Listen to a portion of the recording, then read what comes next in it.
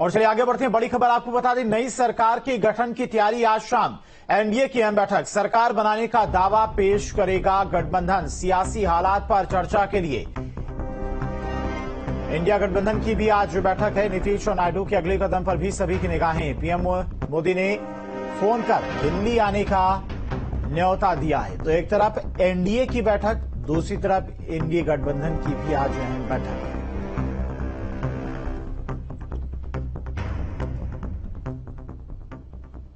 और इसी बीच एक और बड़ी खबर, नीतीश कुमार और तेजस्वी यादव पटना से एक साथ फ्लाइट में दिल्ली के लिए रवाना हुए हैं और पटना से दिल्ली आएंगे दोनों नेता। दिल्ली में आज एनडीए और इंडिया गठबंधन की बैठक है। एनडीए की बैठक में नीतीश कुमार शामिल होंगे, वहीं तेजस्वी यादव इंडिया गठबंधन की बैठक में शामिल होंगे। लेकिन एक ही फ्लाइट से दोनों आ रहे हैं तो चर्चाएं भी हो रही हैं। और पटना से आज तेजस्वी यादव दिल्ली रवाना होंगे और इंडिया गठबंधन की बैठक में हिस्सा लेंगे। बता दें कि बिहार में इंडिया गठबंधन की 10 सीटें जीतने के बाद राहुल और तेजस्वी की पहली मुलाकात होगी। बीते दिन बिहार में इंडिया गठबंधन का रिजल्ट जो है वो चौंकाने वाला नजर आया, क्योंकि पिछले बार अगर 2019 की बात की जाए तो 40 में से 39 सीटें जो हैं वो एनडीए गठबंधन को मिली थी। महज एक सीट जो थी वो कांग्रेस को मिली थी। लेकिन इस बार जो तस्वीरें नजर आई हैं वो कहीं ना कहीं चौंकाने वाली है। हम ये तस्वीर दिखा रहे हैं, ये लालू यादव के घर की तस्वीर है। अंदर तेजस्वी यादव भी मौजूद हैं और दोपहर को तेजस्वी यादव जो महागठबंधन की इंडिया अलायंस की बैठक दिल्ली में होने वाली है उसमें शिरकत करने के लिए दिल्ली जाएंगे। लेकिन जो तस्वीरें नजर आई हैं लगातार, ये जरूर चौंकाने वाली है। इंडिया गठबंधन को बिहार में 10 सीटें जो है वो मिली है। अगर बात की जाए आरजेडी की तो 4 सीटें, आरजेडी को 3 सीटें, कांग्रेस को, अदर को 1 और लेफ्ट पार्टियों को 2 सीटें जो है वो हासिल हुई हैं। और उसके बाद कहीं ना कहीं चौंकाने वाला रिजल्ट, जिसकी बात तेजस्वी यादव लगातार किया करते थे और कहीं ना कहीं जिस रोजगार का जिक्र तेजस्वी यादव करते थे, वो तस्वीरें इस बार कहीं ना कहीं उनका साथ दिया है। और अब लालू यादव की बातों को लेकर तेजस्वी यादव आज दिल्ली रवाना होने वाले। राहुल गांधी से आज तेजस्वी यादव की मुलाकात होगी। महागठबंधन या यूं कह लें कि इंडिया ब्लॉक्स की एक बड़ी बैठक दिल्ली में होगी। राहुल गांधी इसको संबोधित करने वाले, क्योंकि कल पूरे देश में जो तस्वीर नजर आई है, यूपी, बिहार और बंगाल, एक ऐसा राज्य नजर आया जो कहीं ना कहीं इस बार बीजेपी के लिए परेशानी का सबक नजर आया।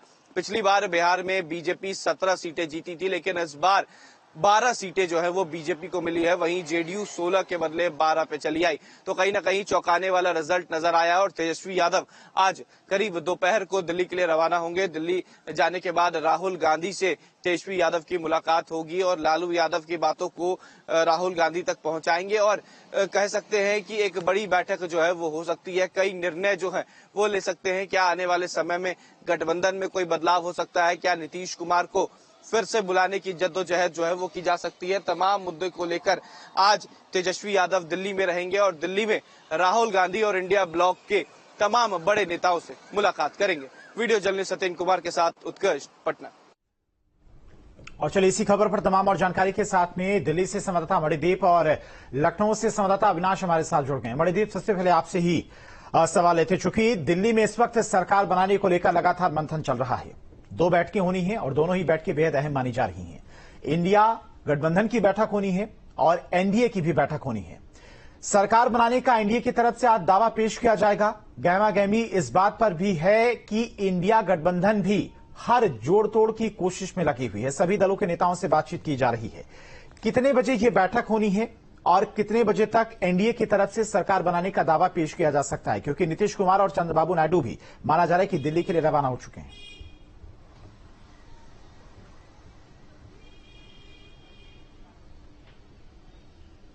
मणिदीप।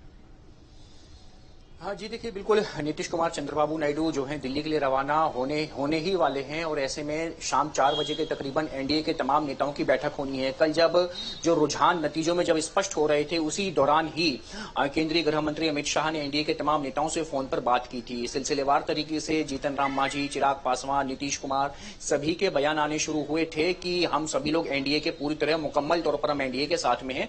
वहीं दूसरी तरफ जो इंडिया गठबंधन है उसकी तरफ से भी बयान आए थे कि नीतीश किसी एक के नहीं, जाएंगे नीतीश सबके हैं। तो वैसे जो सियासत है वो संभावनाओं का खेल है, लेकिन फिर भी जो अभी तक का रुख स्पष्ट हो पा रहा है उसके मुताबिक एनडीए एकजुट है।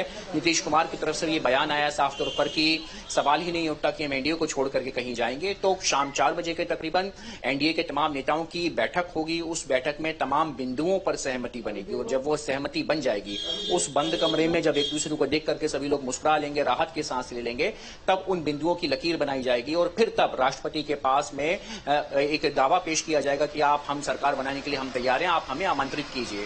तो सारे वो अहम बिंदु कि आखिर कितना आगे की भविष्य रेखा क्या होगी, कैसे समीकरण बनाए जाएंगे, आगे की रूपरेखा क्या होगी, अगले 100 दिन का रोडमैप क्या होगा, तमाम वो बिंदु उन पर चर्चा हो सकती है और उन चर्चा के बाद में ही राष्ट्रपति के समक्ष दावा पेश किया जाएगा कि एनडीए गठबंधन सरकार बनाने के लिए पूरी तरह से तैयार है।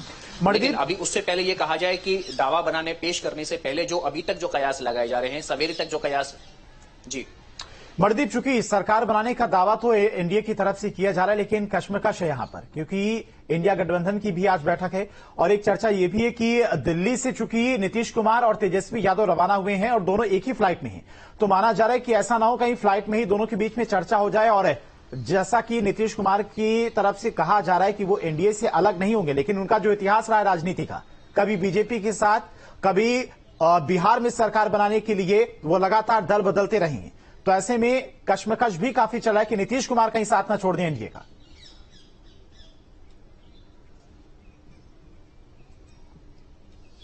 जी देखिए, बिल्कुल जो आपने कहा है कि एक ही फ्लाइट में दोनों बैठ करके आ रहे हैं और अब चूंकि सियासत संभावनाओं का खेल है और नीतीश कुमार के लिए कहा भी जाता है कि उनकी हर जेब है, जितनी जेब दिख रही है और जो अंदर की जेब है उसमें उतने ही पासे होते हैं। तो कितने उनके पास पासे हैं, कितनी उनकी जेब है, आने वाला समय बताएगा। उनकी जो सियासी पृष्ठभूमि रही है वो भी अभी तक यही बयां करती आई है, उनका वजूद ही ऐसा है, अस्तित्व भी ऐसा है, व्यक्तित्व भी ऐसा है। लेकिन अभी तक के जो कयास हैं वो यही हैं, जो सूत्रों के हवाले से जो हमारी भी बात हो रही है जेडीयू के नेताओं से, सभी लोग कह रहे हैं कि पूरी तरह एनडीए के साथ में है, हम लोग समर्थन देंगे। शाम 4 बजे वाजिब तरीके से कस के नरेंद्र मोदी के साथ में वो हाथ मिलाएंगे और फिर ये जो एकजुट होने का जो संदेश है, जो मैसेज है, और ये जो कयास लगाए जा रहे हैं, जो खबरें चल रही हैं, जो सूत्र आ रहे हैं, ये जो मनोज झा, आरजेडी नेता मीसा भारती के नीतीश तो हमारे चच्चा हैं, तो इन तरीके के जो तमाम बयान आ रहे हैं, जो कयास हैं, इन पर विराम लगाने के लिए जो शाम 4 बजे की बैठक है, इसमें एक मैसेज देने की कोशिश की जाए कि हम सब एकजुट हैं, हम सब के नेता प्रधानमंत्री नरेंद्र मोदी हैं, हम सब तीसरी बार उनके नेतृत्व में सरकार चलाने जा रहे हैं और यही समीकरण, यही तस्वीर देश के सामने पेश की जाएगी। फोटो निकल के आएंगे अंदर की एनडीए गठबंधन की नेताओं की बैठक की और उसके बाद में सरकार आगे की जो प्रक्रिया है वो आगे की तरफ बढ़ाई जाएगी। बिल्कुल मणिदीप, और देखिए नीतीश कुमार इस वक्त बीजेपी के लिए सबसे ज्यादा इंपॉर्टेंट नेता बन गए हैं। जिन नीतीश कुमार को दरकिनार कर दिया गया एनडीए की तरफ से एक वक्त पे, और उसके बाद जो इंडिया गठबंधन बना जिसकी नींव नीतीश कुमार ने रखी थी, उनकी तरफ से भी दरकिनार कर दिया गया। लेकिन आज नीतीश कुमार किंग मेकर की भूमिका में नजर आ रहे सबसे ज्यादा इंपॉर्टेंट इस वक्त नीतीश कुमार और चंद्रबाबू नायडू सभी दलों के लिए बन गए। आएंगे मणिदीप आपके पास, क्योंकि उत्तर प्रदेश में इस वक्त जो बीजेपी को नुकसान हुआ है उसका खामियाजा बीजेपी को केंद्र में सरकार बनाने में भुगतना पड़ रहा है, उतनी ही सीटें कम हैं। अविनाश हमारे साथ लखनऊ से जुड़े हैं। अविनाश, देखिए मंथन तो लगातार चलता रहेगा, क्या कुछ वजह रही उत्तर प्रदेश में जो इतना नुकसान बीजेपी को हुआ, लेकिन यहां पर जिस तरह की हार उत्तर प्रदेश में हुई, जो माहौल दिखाई दे रहा था प्राण प्रतिष्ठा के बाद उत्तर प्रदेश में कि इस बार तो 80 की 80 सीटें आने वाली हैं, लेकिन यह हार किसी के पच नहीं रही है। उत्तर प्रदेश में बीजेपी, मध्य प्रदेश में 29 की 29 सीटों पर बीजेपी जीत जाती है, उत्तराखंड में 5 की 5 सीटों पर बीजेपी जीत जाती है।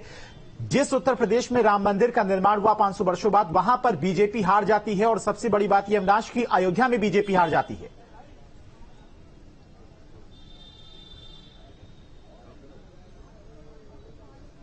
देखिए, आपके इस सवाल पर आऊंगा, लेकिन सबसे पहले आपको अपडेट कर दूं कि दिल्ली में सरकार बनाने की कवायद शुरू होने वाली है और लखनऊ में भी सियासी हलचल बढ़ चुकी है। इस वक्त मैं अखिलेश यादव के घर के बाहर मौजूद हूं।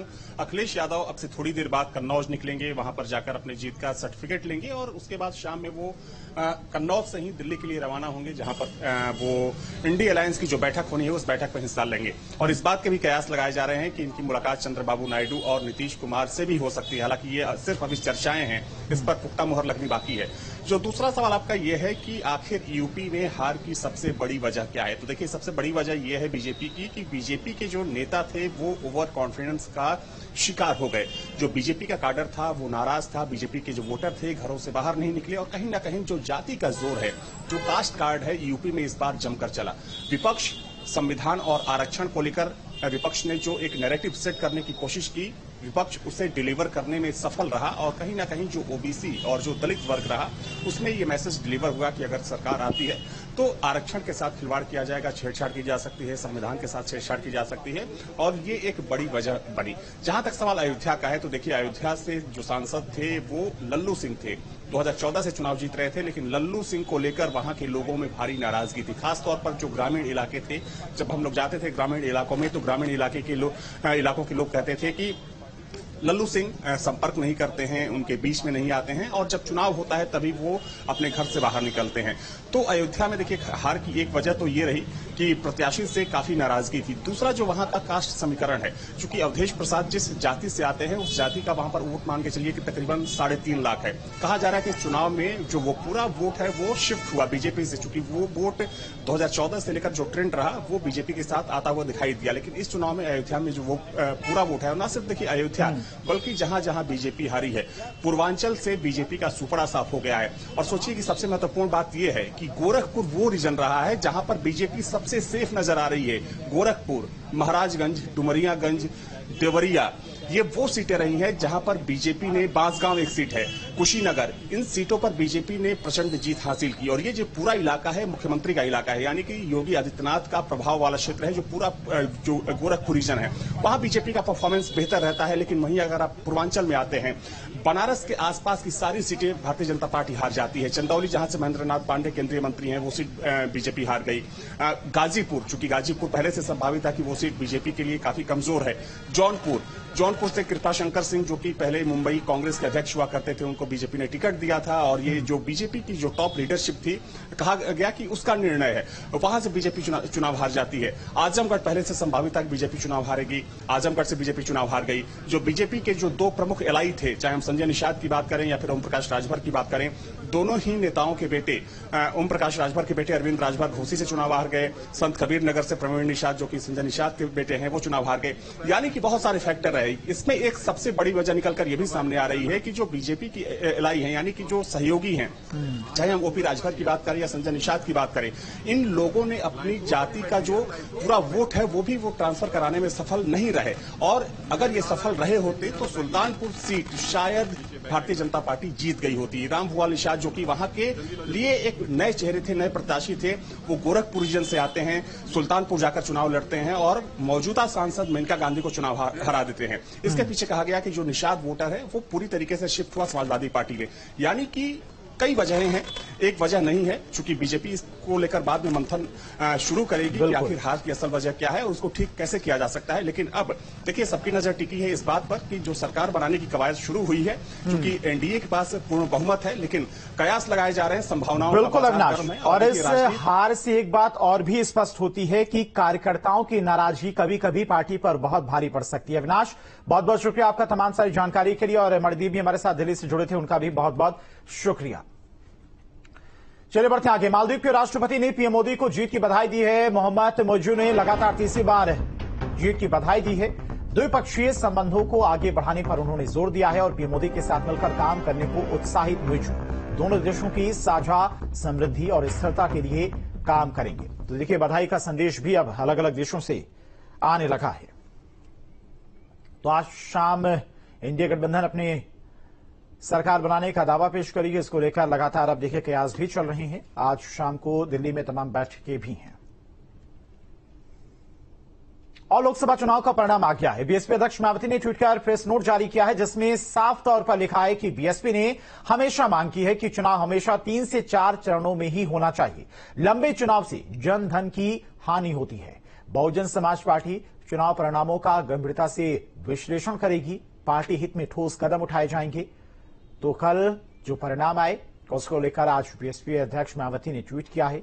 उनका कहना है कि चुनाव लंबा खींचने से पैसे भी ज्यादा खर्च होते हैं और जनता को भी परेशानी होती है। 3 से 4 चरणों में चुनाव हमेशा होने चाहिए।